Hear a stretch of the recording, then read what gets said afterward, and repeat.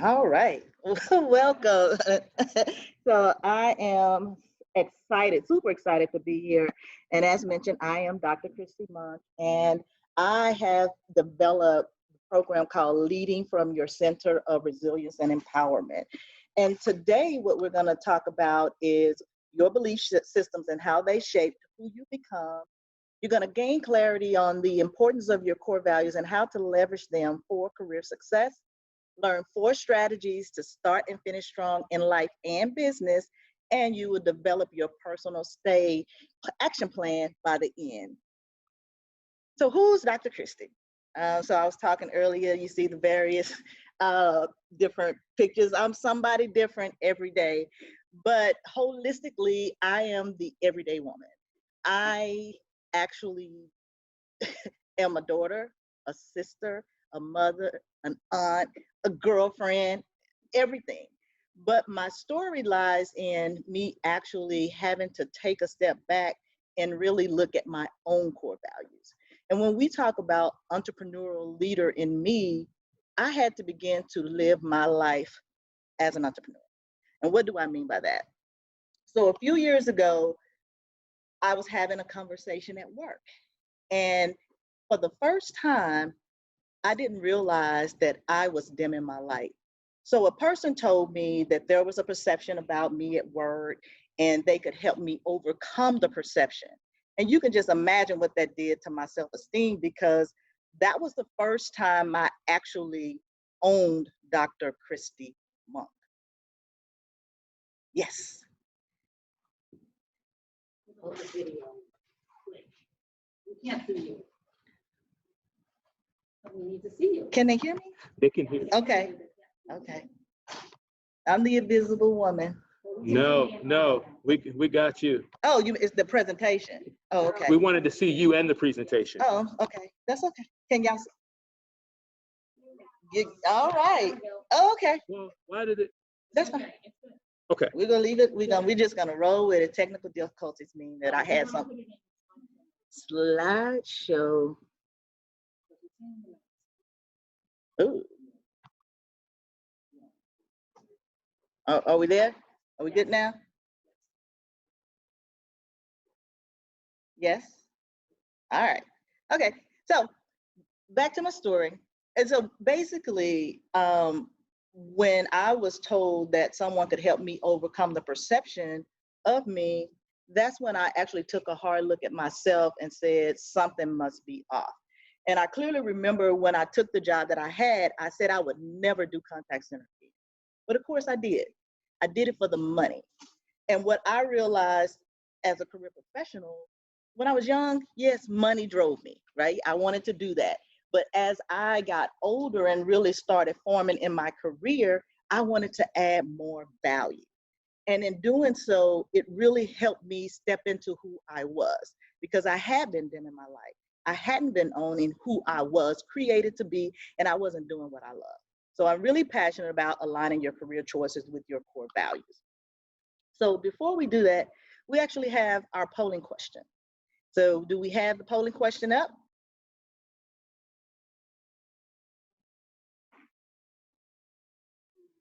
Well, that's okay. You know what? It's okay. All right. So we'll come back to the polling question. So my goal today is to help every one of you to walk away with the strategies also to become an influential woman. So what is an influential woman? And I believe there are 6 steps. So she lives by her core values. She knows who she is and what she's actually wanting and need in life. Because when you have your own core values, you use them to navigate the choices and decisions you make in everyday life. You make yourself a priority. And we know in this day and time with COVID, we have our kids at home, everybody's in the house. So how do you take time for self-care? Communicates assertively. And this is basically you mean what you say and you say what you mean, but in a way that's respectful. People look up to you, people understand you, and they don't see you as bipolar. Then you manage expectations of others, manage expectations. So a lot of times we have unspoken expectations. And we always, more than often than not, say yes to things that we should be saying no to, which then makes us overwhelmed, and it puts us in a place of pouring in, but not always getting those things reciprocated. So you have to manage those expectations by saying no to things that do not align with where you are. Then you deal with conflict. Most of us are passive aggressive by nature, simply because it's easier to just not deal with it. But if you're going to become an influential woman who's actually walking in her power daily, you have to deal with conflict. And then last, you establish healthy relationships. And going back to my story, I thought I had healthy relationships at work, because a part of what was going on with me was my manager was once my peer, and then she became my boss. And so the feedback that was coming to her put her in this space of challenging the relationship, and things were being said about me that weren't true, but she wouldn't stand up to defend me. Not that she had to, but I even thought the relationship that we had formed prior to that would have warranted some support in how things were going at work. So needless to say, I quit. I quit my six-figure job. I just got a house. I just got a car. All I know was I couldn't do it anymore, because it became more, my peace became more important than my paycheck. And I know that doesn't sound right, but the silver lining in the story is, upon my exit, my manager asked me, what can we do to keep you? And I said, well, you might as well go for it, right? I don't want to manage people anymore. I want to do something that's in alignment with what I went to school for and what I'm passionate about.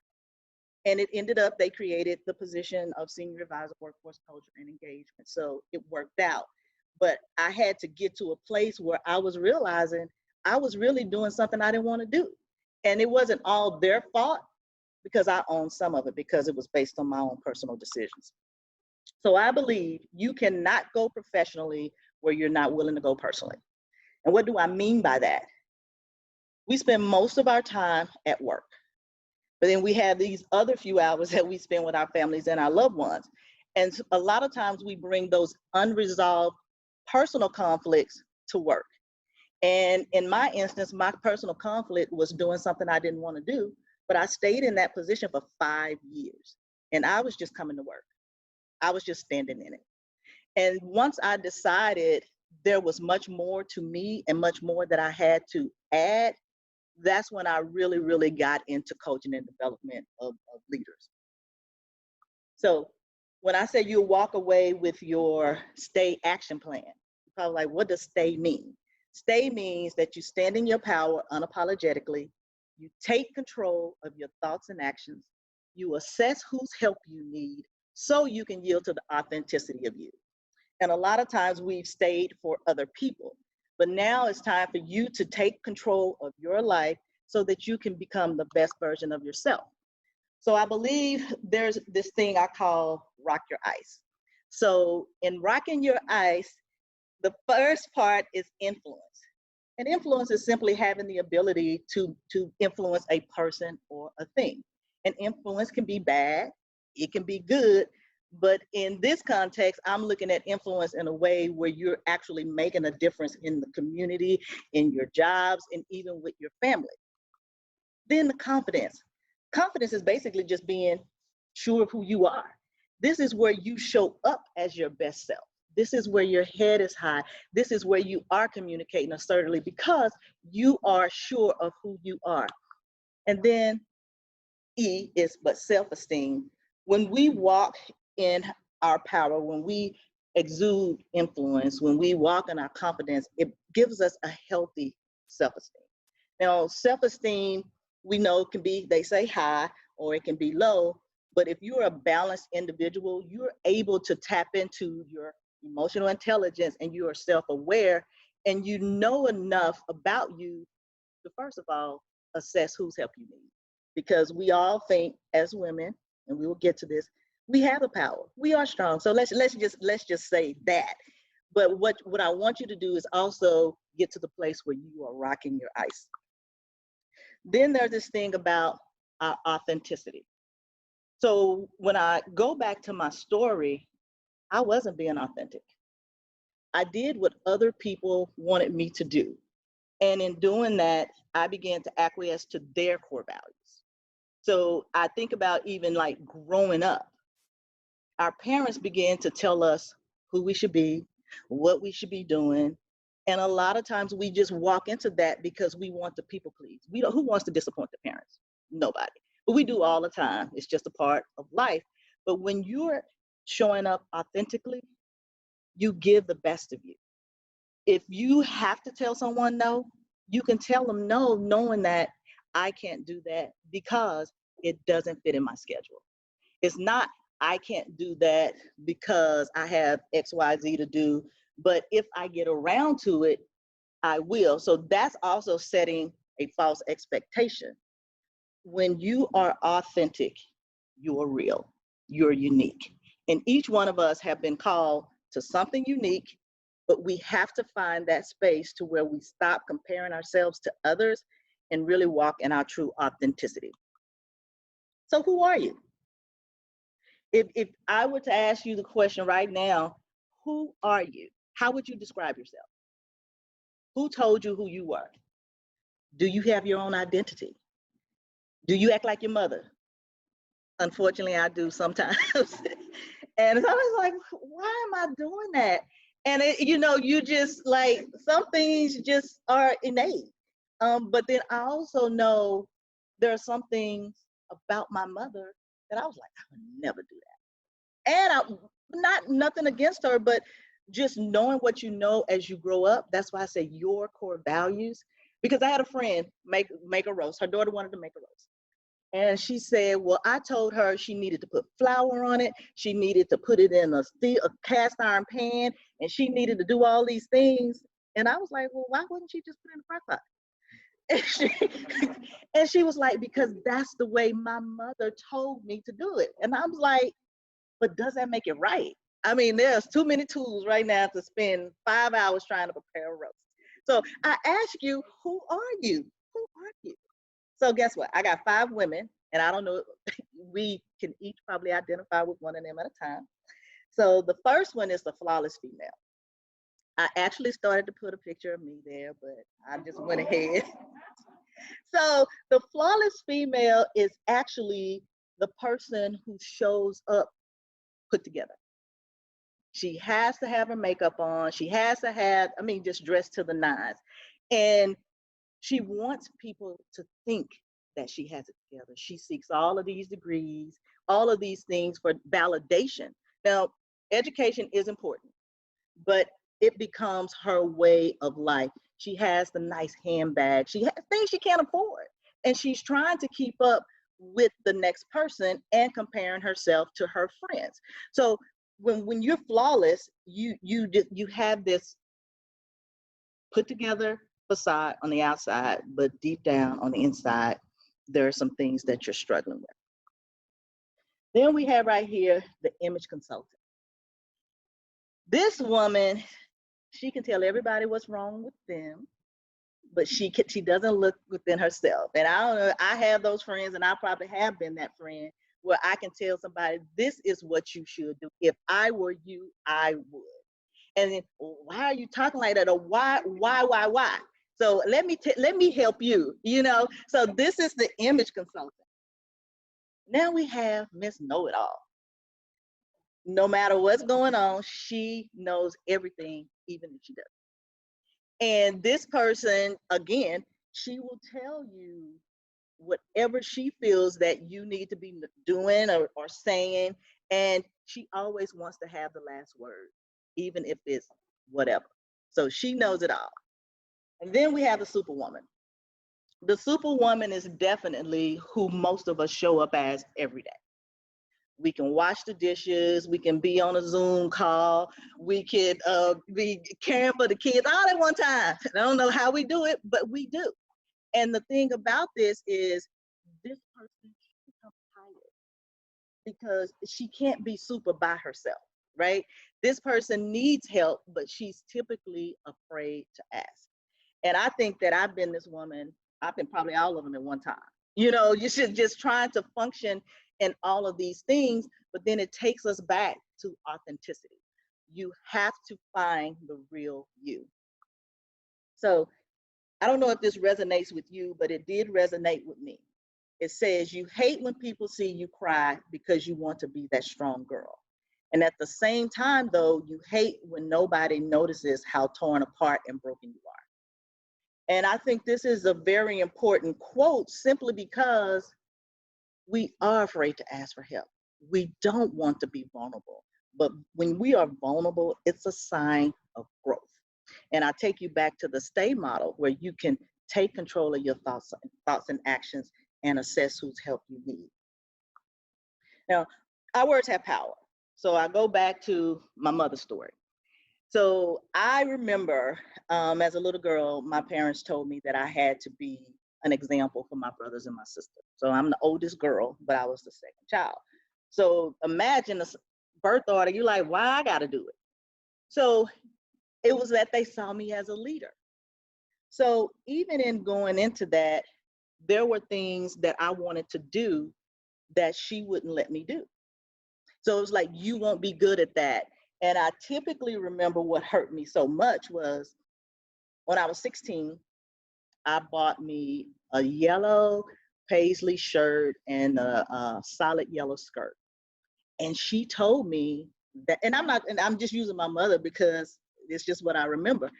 She told me that I did not look good in that. I was too dark for it. So my mother's fair skinned. And it wasn't until about a month ago that it dawned on me why I didn't wear color. So I was with my black, my grays, because they felt safe. And then I said, well, it's not her fault. For whatever reason, it was probably something her mother said. So our words have power. But as you see, I have on a red dress today. Red is my red is my color. So in thinking about that, think about the things that you've been told that have actually shaped who you become. Right, wrong, or indifferent, because everything's not bad. Because a lot of times people also see things in us that we don't see in ourselves. Like you can be a writer or you can do X, Y, Z. But then there are also some things that they say that have us kind of walking down a road like, I wished that they knew that I like to paint, or I wished, because if they say you're not good at something, and if you keep hearing it and you keep hearing it, you begin to believe it. So think about the words that you're using, even for your self-talk, because we can say, well, I'm not good enough, or I don't deserve it. We do. So change what you say. And I actually have a thing called the Power Walk Guide, which actually is a book of affirmations written in question form. And so it takes you, let's just say it says like, why do I deserve to be loved? And you really have to start thinking about, why do I deserve to be loved? And you begin to write your own personal affirmations versus saying the ones people say, well, this is what you need to say to change your mindset and to move on. You need to create your personal affirmations.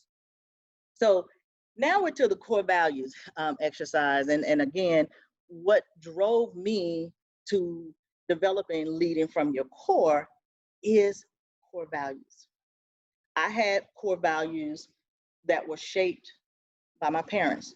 They were shaped by my environment. They were shaped by my friends. They were shaped by my leaders.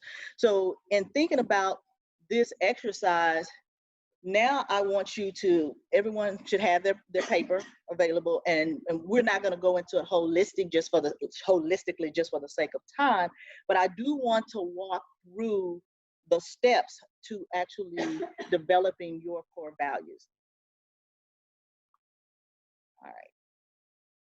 All right, so this is the core values mapping exercise. First, we want to develop our core values. And so as you see there, I think it's about 20 that you're asked to think of. There's a list that you can pull from.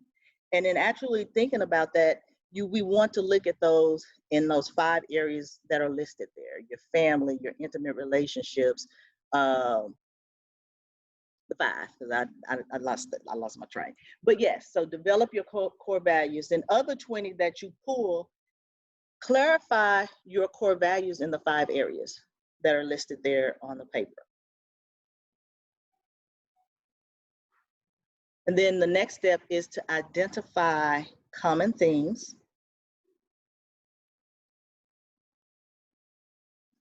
Then which ones, step 4 is to look to see which ones are most expressed. Because what you'll find is that your core values may be different depending on the environment. But for the most part, your core values should be similar because, again, it's about you as a whole person or an individual walking in your authenticity. And then step 5, and what insights do you have? Did you realize, integrity is important to you? And you find yourself getting into relationships where the person just lies. And because when you start really looking at what matters to you, you will definitely begin to make different decisions. And I think this is very, very important when you talk about an entrepreneurial mindset, because if you're a leader of an organization, or if you're a leader within your own company, what are your guiding principles? This also goes back to the people that you hire and let in. So a lot of times, even as small business owners, we hire our teams only to realize they're not a good fit. And if your interview process doesn't contain questions that help you see whether or not that person has the same core values as your organization, it's really not going to be a good match, because what you want your people to be always is an extension of you. So if I don't believe what you're selling, how's that going to help you grow your business? And even if I'm a leader in an organization, how are we going to meet our organizational goals if everybody's not believing the same things? And then bring your values to life. This exercise, I know we don't have a lot of time to do it in this space because it takes some thought. You can't just dive in and say, oh, these are my 5 core values today, or these are ones, because there are others you may want to add to your list. And when we think about our core values, this is also important to your career choices. Like I said earlier, I took a job that I said I would never do again. But the carrot was dangling, and I said, okay, I'll do it.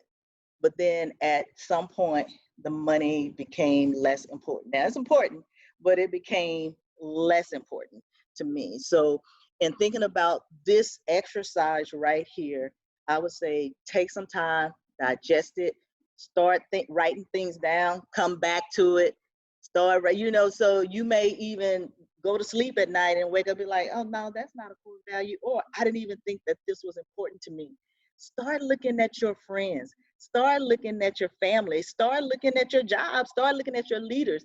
These are the things, think about the things that just cause you pause and just be like, oh my gosh, why do they keep doing this? Or I just can't do that anymore. I just can't. That's probably a core value, whatever that thing that's bothering you. So your beliefs don't make you a better person, your behavior does. So knowing that your core values are the foundation of your authenticity, what are you planning to do different? How will you really walk into your true authenticity so that you stay true to who you are? And adjusting your belief system is hard, because when you think about true transformation, just hitting the bottom part, that's right at about 6 months. Because when we have to look internally, it hurts. It's painful. I can't believe I did that. Well, believe it. But does that make you a bad person? No. Is there something you can change? Yes. And then what you have to do is take you back to stay. Assess whose help you need so you can yield to the authenticity of you. And then this is also about taking control of your thoughts and actions. You are not your circumstances. You can become whoever you want to be. And you know who she is, but you're probably thinking it doesn't make sense to the next person. Because I actually have a client which I heard, she's a lawyer by trade. and she's moving into pines. And I was like, pines? She's a pine enthusiast. Never heard of it, but she's blogging about it, and she talked about the natural healing of pines. And I said, well, what made you become a lawyer? She said her parents. She said in her culture, you had to either become a lawyer, a doctor, or an engineer. She didn't like math, and she said and she didn't like blood. So she landed on being a lawyer. And then she actually walked away from that job just because there were practices that did not align with who she was. And she didn't want to have to compromise, her core values in order to get paid. So adjusting your belief system can be hard because you have to undo the self-fulfilling prophecy. You have to undo some of the things that you were taught as a kid. You have to undo, not necessarily undo, but accept some of the bad choices that you made. So there's a lot that goes into adjusting your belief system, but it all starts in our mind. So I have a step here. It's called the 4 R's. And the first one is revive. Life is what happens to me or what I make happen. And in having to choose that, I want to choose what I make happen. And so when I think about reviving, that's getting a fresh start, a new breath. Actually, and I think many of us can link revival to church. When we know they have a church revival for 3 days, we go in, we happy. I mean, we super excited about everything that's being said. Oh yes, I can identify, that was me. Oh yes, yeah, ooh, I'm ready to go out there and I'm ready to do it. And guess what happens? The next week, you back, doing the same thing. So it's incumbent upon us to make sure that we're doing the things to make life happen. Recharge. So then you have to recharge. So recharge is basically getting your fight back. And many of us always carry our phone chargers, right? We got a battery pack on the back because we don't want to lose charge. But once we lose charge, it's hard for us to regain it. It takes a while, right? So they have the supercharger. Superchargers still take about 15 to 20 minutes, but what if you're in a hurry? What if there's something that you really, really have to do? And even when you think about the cell phone and recharging and how we live life, we have so many things running in the background that drain our battery. And that can be the relationships that you may no longer need to have. That can be you saying yes to things you should have said no to. So you're trying to multitask and do all of these things and you're feeling overwhelmed. And when you feel overwhelmed, if you're like me, I stop. And sometimes it takes me a while to get back going. But so you have to find ways to stay charged. And this is really looking at what you have on your plate, thinking about the relationships that you have. If people aren't adding or multiplying to you, then the subtractions are the ones that need to go. Subtraction and division. So we don't want people dividing and we don't want people taken away. So think about that in terms of mathematics. Then redirect. Change your story. You can change directions, but it's all up to you and how you do it. And what we're going to do is just look at your core values. Go back to your core values. How can you change your story? How can you change it? But guess what? You need to release yourself and be free to be you.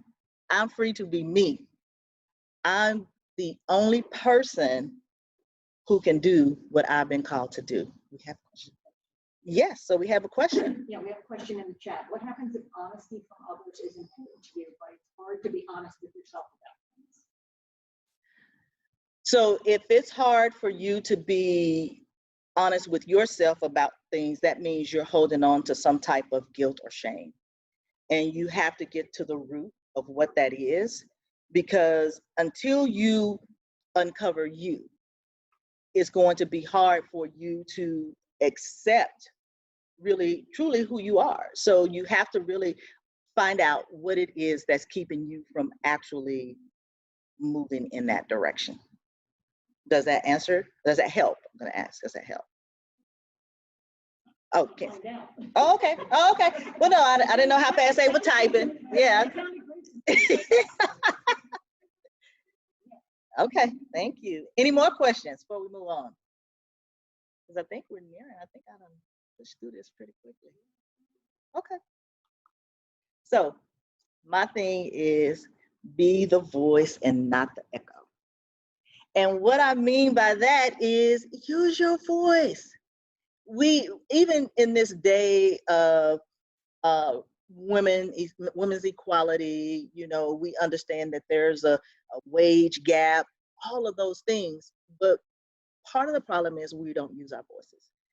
Part of this is we don't negotiate. We think we just have to accept and acquiesce to what's been given to us.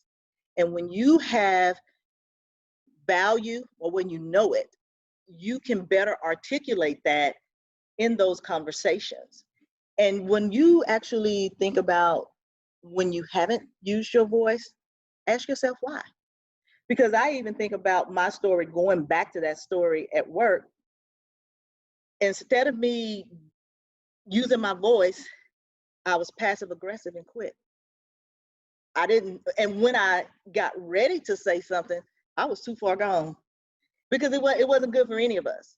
And even the conversations that I started to have, they were really taking me out of character.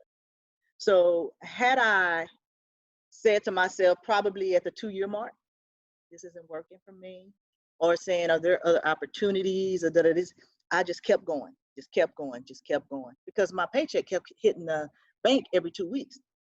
But when you think about being the voice and not the echo, how are you going to show up as the best you? What is your voice? It doesn't sound like anybody else's. What is yours? And I want you to go back to rocking your ice to the confidence. When you are confident, you don't question what you say. You don't question what you do. It's not like, well, should I have said that? Or, well, maybe I shouldn't. And I think about even if the workplace, one of the ways that the times that I've seen it is when I've actually said something in a meeting and in a room full of men, and nothing against the men, but I say, I would recommend X. And then the next thing I hear it echoed by a man, and yeah, we should do that. And normally, you know, clench the fish, like, didn't I just say that? But for some reason, they didn't hear me. And a part of that is something that I may not have done. I may not have used my voice in the past to where they understood it. But what I know now is when things like that happen, I will say, thank you for echoing what I just said. And I would further recommend X, because now I'm using my voice in a subtle way. I didn't have to roll my eyes and hit the table and walk away, because when we become passive aggressive in those moments, and when we don't know how to handle those certain situations, we lose our voice, we dim our lights. So it's all about understanding the strategies that you need to learn, assess what step you need, so you can stand in your power unapologetically. And my goal here today is to give everybody a clean slate. Forget about yesterday, forget about 5 years ago. When we know better, we do better. But again, it takes time. We have to change our behavior, and we have to be willing to change our behavior. And what I do know just through coaching, everybody doesn't want it. They say they do, but when you get to asking those hard questions, just like that, the question that was asked, when I really have to dive deep, it hurts. And remember, I'm the flawless female sometimes. You talking to me? I have to do it. And I remember I have gone to counseling. And the only reason I had to go, yes, it's a good thing. But the reason why I went was because I was dating somebody. And my pastor said, Christi, have you ever thought about counseling? Now, this wasn't couples counseling. This was just, and I said, no. And he said, you should. And I was like, well, ain't nothing wrong with me. And he was like, you always want to be the best you, before you can be the best person for someone else.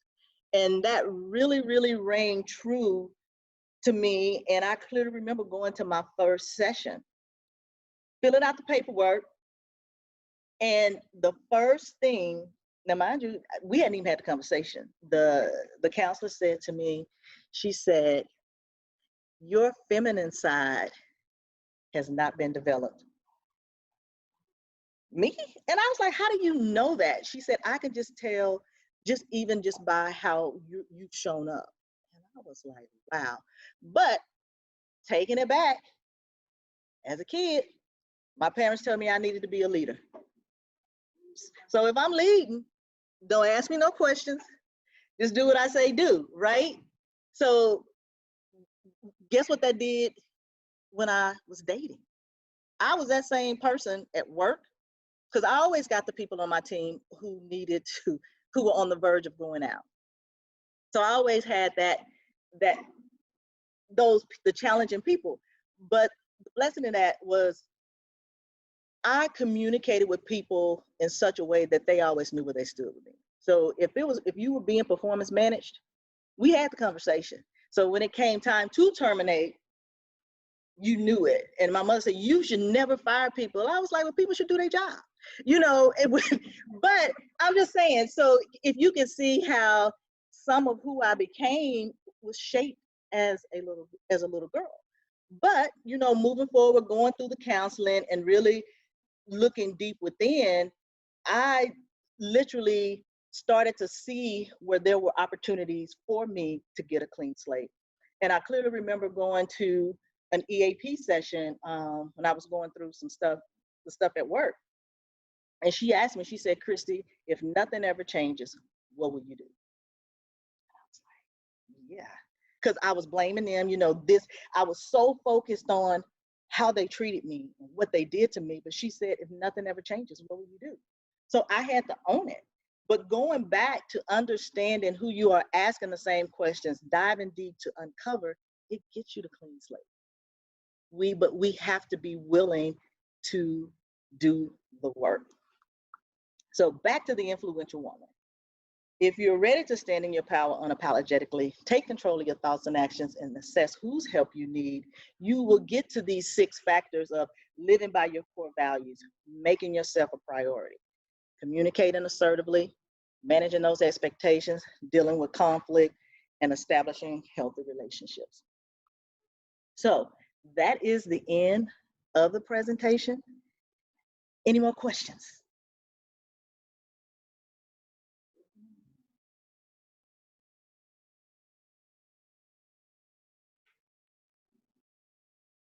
We're all good?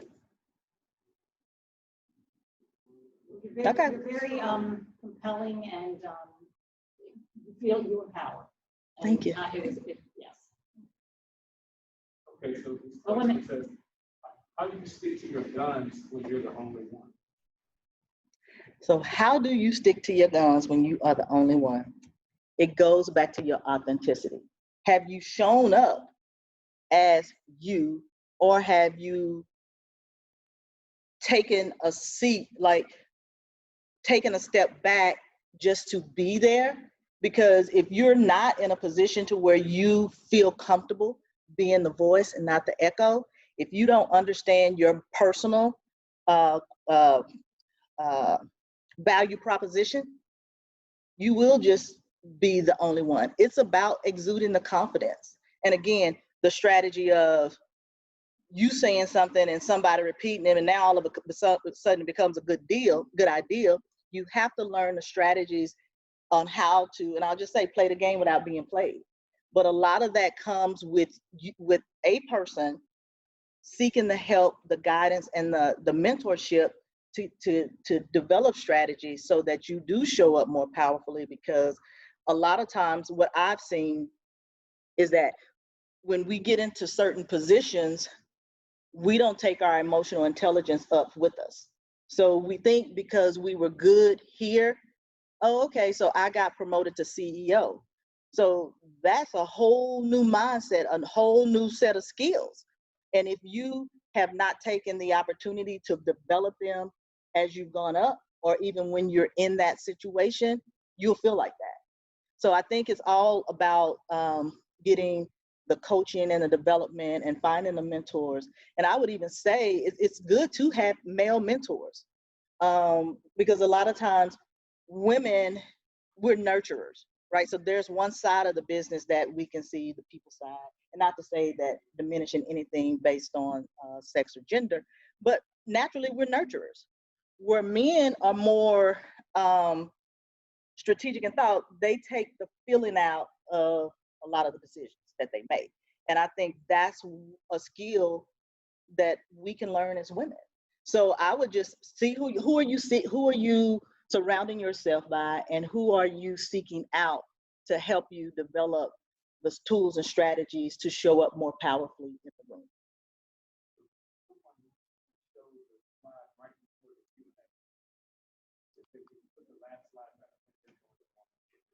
Yes. All those screenshots. And the other, and speaking of which, they wanted to know if the actual presentation. No, we're not making it. But I can send out. Do we have email addresses? No. We're not- Oh, okay. So okay. So if anyone wants, I can send out the influential woman. Okay. Yeah, we were going to get to all that, but yes, you can follow me on LinkedIn at Dr. Christi Monk, is Dr. then CHRISTIMONK. I'm on Instagram, same, and my Facebook business page, the same. I tweet, yeah, I tweet, but not really. Yes.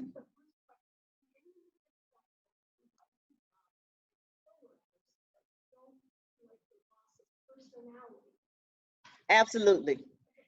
And the reason, it is a good question, and the reason why I say that is because your boss really is a person who's in the place to lead, right? But what we often do is to look to our bosses for our career development, or we also look to judge what they're not doing well, right? So you also always have to find that space to where you're not necessarily focusing on their personality, because again, they could have been one of those people who were promoted but not prepared. And I actually had a situation with the guy that I was coaching, and that was one of his things. And what he was going to do, he was going to leave because he didn't like his boss personality. Well, and here's an example to kind of bring that home. So what he said was, she would ask him to write a memo to go out or whatever. But when he submitted it to her, she marked it up. And to him, he was like, well, why is she even doing that? And it makes me feel this way, da da da da.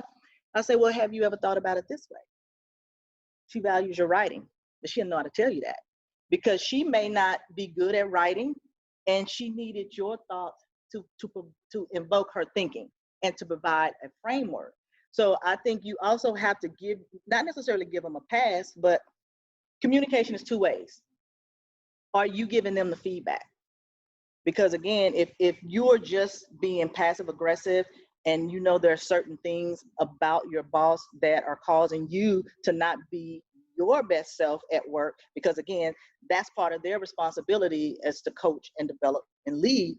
And if that is hindering you, you want to have a conversation. And depending on whether or not they change, you may have to make different decisions. But until you can have the conversation, because a lot of times we don't know that we're doing something unless people tell us. So if there's an annoying part of me, like every time in a meeting I cut you, I overtalk you, but I might overtalk everybody. But for you, I'm just saying, you in this instance, overtalking is a trigger.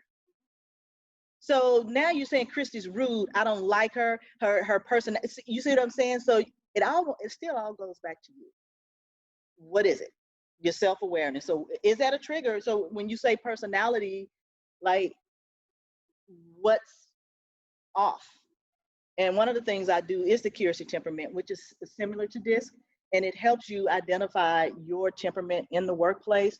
And it also allows you to see the temperaments of others so that you know how well, not how well, but how to work better together, because we're still all different and we all have different personalities. So it could just be a matter of, you know, we just do things differently. But if we get to know each other and have like those real dialogues, I think there can be some improvement in the working relationship.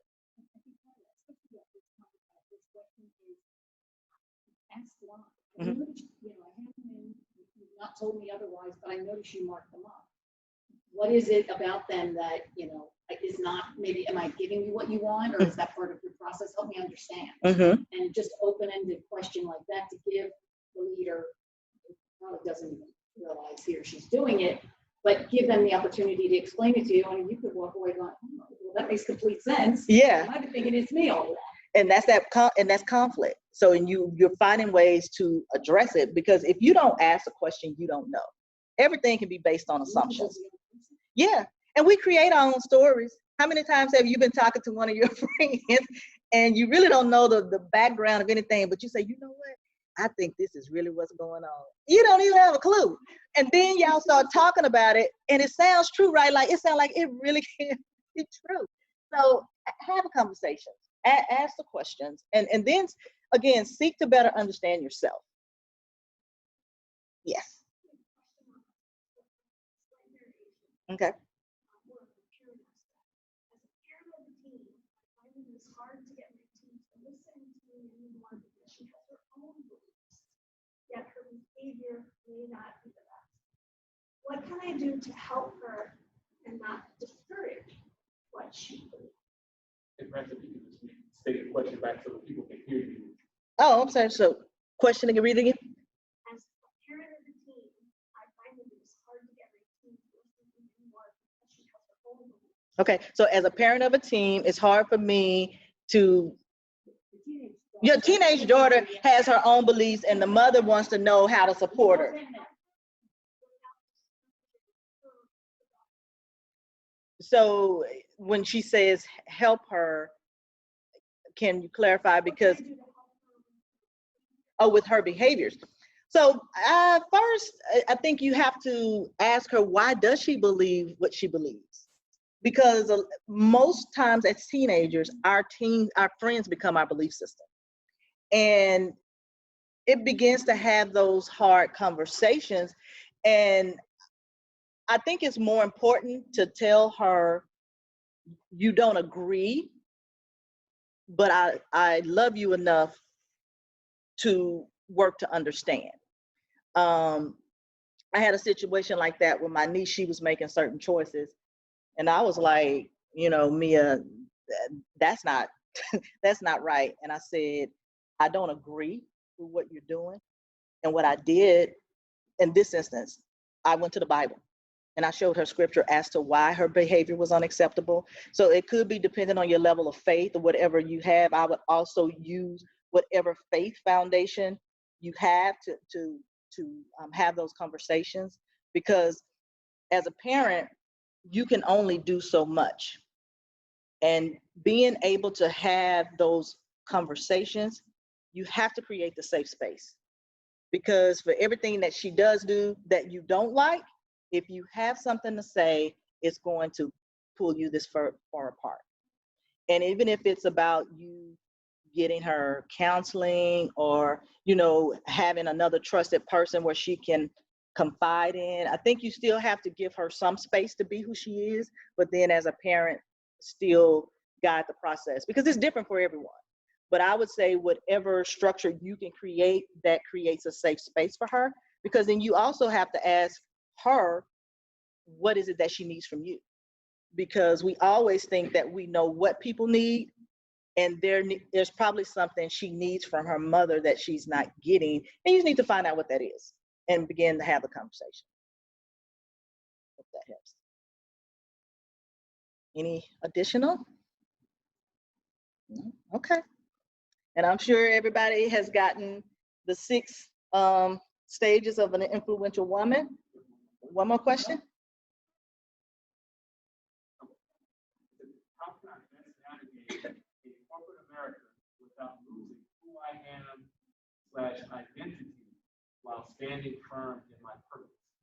So how can I navigate in corporate America without compromising who I am and stand in my purpose? Again, it all starts with your why. Why are you doing anything? And you can find purpose outside of work. And that's one of the things that I teach. So you can definitely like your job, you can definitely like what you do, but then you know you're also called to do something else. You have to find ways to find that balance. And you have to not be afraid to move into those directions. And I use me as an example. When I quit, I was managing a call center, managing 5 people out, and managing contracts. So I was being Superwoman. But then now I actually do leadership development. I do workforce culture. Like I do what I love. So I actually found my purpose at work. But then I take it outside to extend beyond those 4 walls because I enjoy helping people become clear about who they are and what they need to do to move into their next stage. And I call that bold moves. So you have to first ask yourself, why are you doing what you're doing? And then also linking up with the right people, the mentors, the sponsors, joining associations, even, chambers of commerce, or, anything where your interest lies, you have to start putting yourself in those spaces. And that's what's going to help you navigate corporate America while finding your purpose. Anything else? All right. Okay, so let's stay in touch. Website is Dr. Christi Monk. Email cmonk@christimonk. And then for all the people that are attending my session today, I'm giving a complimentary strategy session.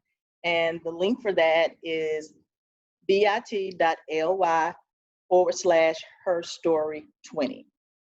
Phone number 972-896-7874. And again, social media other than Twitter @Christi Monk. Yeah, so I mean, feel free. I know we had a lot of questions. If you want to dive deeper, here's an opportunity to do so. Again, it's a complimentary session for strategy session for those who have attended my session today. And as I end, I always say, be confident, be bold, be you. But before we go, download your certificate towards your CEUs and look at the landing page in both the chat and Q&A, so you are available and ready to return to your next session. Thank you.